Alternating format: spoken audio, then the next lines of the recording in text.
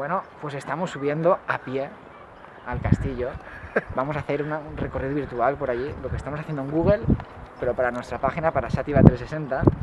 Tenéis lo cargados que vamos, yo con dos cámaras, Edu que está grabando con la suya. Y bueno,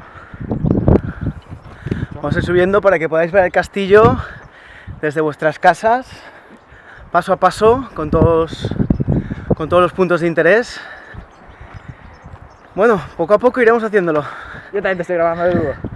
Y así podréis ver unas panorámicas del castillo, pues, bestiales, simplemente. Por lo que estoy viendo ahora mismo. Así que 60, ¿sí? poco a poco vamos a ir haciéndolo. Bueno, ya hemos hecho los primeros planos del castillo.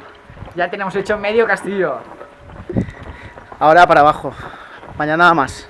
Ahora llegaremos a casa, montaremos lo que tengamos, nos pondremos a organizar los puntos de información, las ventanas emergentes, incluiremos también algún vídeo que hemos grabado.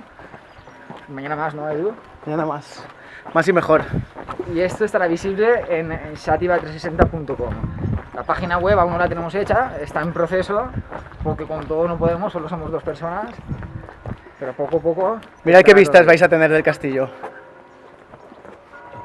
Mirad qué vistas. Última parte que se va a tener. Vais a tener unas vistas bestiales. 360 siempre. Chao. Nos vemos.